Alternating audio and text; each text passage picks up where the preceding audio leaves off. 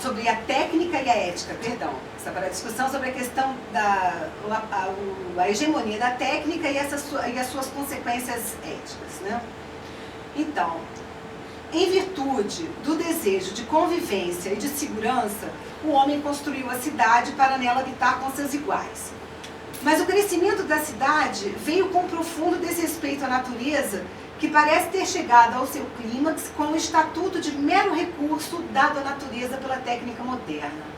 A técnica moderna tornou a natureza um objeto de uso, um recurso para as suas necessidades.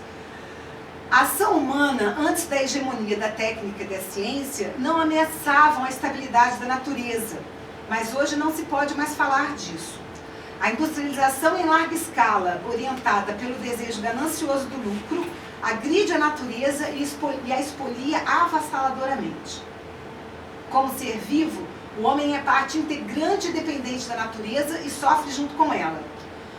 O homem também passou a ser tratado como mera fonte de recurso, desde que o trabalho passou a ser tratado como mercadoria. E assim o próprio homem sofre das mesmas fragmentação e exploração que a natureza vem sofrendo. Esse comportamento egoísta está, sem dúvida, entre as principais causas da desfiguração humana e do aumento de seu sofrimento, e pode, de fato, levar à destruição. Com a técnica moderna, a amplitude do poder causal do agir humano aumentou extraordinariamente. As éticas anteriores não previam tantas situações novas a lidar. Seus pressupostos não são mais suficientes para os tempos atuais. Nada tem permanência garantida, e mesmo em relação à cidade e ao mundo social, instâncias absolutamente humanas, a natureza se impõe. Como já disse, com exceção à ética estoica, as éticas antigas se referiam apenas à instância intersubjetiva e não valorizavam os outros seres que habitam a Terra como nós. Até a modernidade, a técnica atendia às necessidades dos homens e não era uma finalidade, um alvo teleológico. A relação com a natureza não constituía um campo eticamente significativo. O homem ainda não era objeto da técnica e, naquele modo de ser, sua essência não estava ameaçada. Como o alcance da ação do homem era restrito, não havia por que se preocupar com longas distâncias, tanto de espaço quanto de tempo, e não havia necessidade de planejamento e o controle das circunstâncias era mínimo. O foco das éticas anteriores era o aqui e agora, eram as situações presentes. A ascensão da tecnociência mudou tudo isso radicalmente.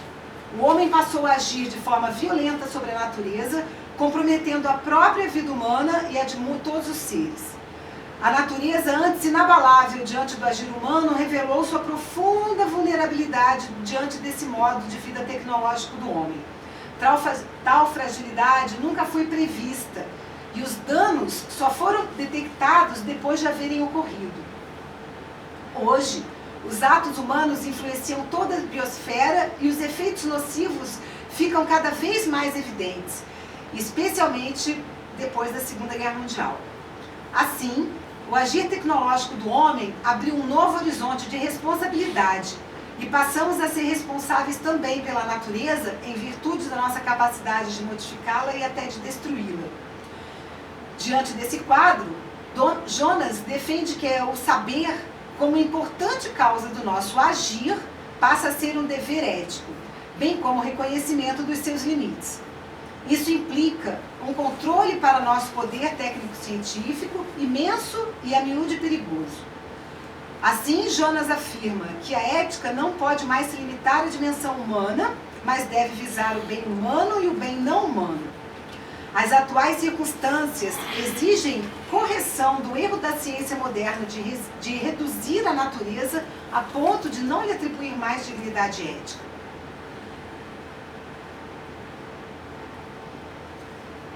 Antes da modernidade, a técnica era consequência da necessidade do momento, e não um meio para o progresso. Ela deixou de ser eticamente neutra quando passou a fazer parte, então, desses objetivos da vida moderna. A ética que o avanço tecnológico exige deve refletir, então, a nova condição do sujeito que age, a fim de limitar o grande poder da sua ação. Ele propõe, então, aquele imperativo da ética, que seria o imperativo da ética do futuro, que devemos agir de modo que os efeitos de nossa ação sejam compatíveis com a permanência da vida humana na Terra. Ele não ignora a dificuldade de justificar por que não temos o direito de escolher a não existência das gerações futuras, ou porque temos um dever para quem ainda não existe, e que na condição de não existente não reivindica a existência. E considera o futuro uma dimensão não concluída da nossa responsabilidade. Situações inimagináveis, há pouco tempo atrás, hoje são comuns, e o modo de vida técnico-científico passou a ter um grande poder no nosso destino. Não é difícil reconhecer que hoje temos um poder de fazer excessivo em relação às nossas capacidades valorativas e de julgamento. E sem a sabedoria necessária frente ao desconhecido, devemos ter uma postura prudente, devemos desenvolver a prudência de uma contenção responsável, que muitas vezes pode ser a melhor alternativa. A ciência neutraliza... desculpe, eu acabei repetindo aqui um pedacinho. Só um momentinho.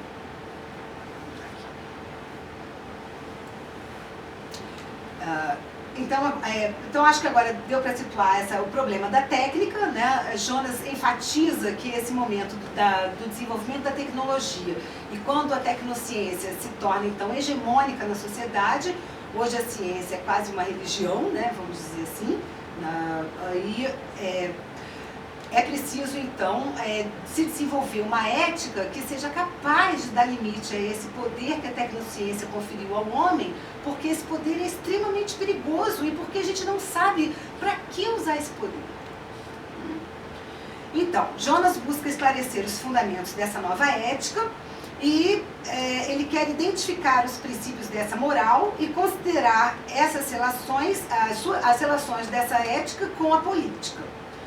A relação entre ética e política é ainda mais fundamental, sempre foi fundamental, mas agora é mais fundamental, devido ao maior alcance da ação do homem, tanto em relação ao espaço quanto ao tempo. Pois o conhecimento e a ação de poucos homens, os políticos, tem um poder que pode influenciar a vida de muitos homens por muito tempo. Para Jonas, o saber científico relacionado ao futuro do homem e do mundo deve ser avaliado pela filosofia. E mesmo se tratando de fatos, o âmbito desse saber é teórico e está situado entre o saber ideal da ética e os princípios e o saber prático da política. É necessário que este saber diagnostique os efeitos certos, prováveis e possíveis do comportamento humano atual para que se estabeleçam hipóteses sobre o que devemos esperar, o que devemos incentivar e o que devemos evitar a fim de preservar a existência da humanidade. Reconhecer o mal é sempre mais fácil do que reconhecer o bem. O mal é imediato e impõe a sua presença. Mas o bem pode passar despercebido por muito tempo e muitas vezes só nos damos conta dele quando ele não está mais presente. Na busca do bem, a ética tendeu a valorizar mais o nosso desejo, como se pode observar desde o pressuposto socrático de que o que se deseja deve ser o melhor, ou no Eros de Platão, ou no apetite de Agostinho. Mas Jonas defende que para investigar o que realmente valorizamos, a ética deveria consultar antes o nosso medo do que o nosso desejo. A ética da responsabilidade começa pelo reconhecimento das consequências de nossos atos no futuro esse que nós não vamos participar certamente. Em geral, só conhecemos os valores quando eles estão ausentes. E talvez não valorizássemos a vida, a verdade, a liberdade, se não houvesse a morte, a mentira e a privação da liberdade. Como fundamentos da ética do futuro, destacam-se então esses três valores: a primazia do ser, a importância dos fins e o sentimento de responsabilidade, que estão presentes na ideia de homem. No homem, Todos os elementos interiores, espirituais, convergem para a unidade do seu ser. O dever para a coexistência da humanidade futura não depende de termos nossos descendentes participando dela, mas é um dever em relação ao seu modo de ser, à sua condição. Esse dever pressupõe uma reflexão do modo de ser da futura humanidade, bem como a garantia de sua existência. A ação descuidada ou imprudente nesse momento compromete a integridade do mundo e de uma essência de homem que se quer preservar. Jonas pretende um exame minucioso da poderosa ação humana capaz de deformar a essência do homem e de ameaçar as condições de sua existência. Os perigos que ameaçam o futuro são quase sempre os mesmos, só que em maior escala, do que aqueles que ameaçam a nossa existência agora. É preciso, então, evitá-los hoje. Em decorrência do direito daqueles que virão e que antecipamos a existência, e porque somos os seus agentes causais, há um dever pelo qual assumimos com eles a responsabilidade por nossos atos que tem consequências de longo alcance. A ética do futuro de Jonas se interessa então pelo dever ser da humanidade que transcende o presente e o futuro. O que se quer é evitar que a nossa ação hoje venha impedir os homens do futuro desse dever ser. Zelar pela existência da humanidade é o nosso dever básico para com o futuro. Graças a esse imperativo de que a humanidade deve existir, nos tornamos responsáveis pela ideia de homem cuja presença se exige. A ideia de homem não garante a sua existência, mas contém as razões pelas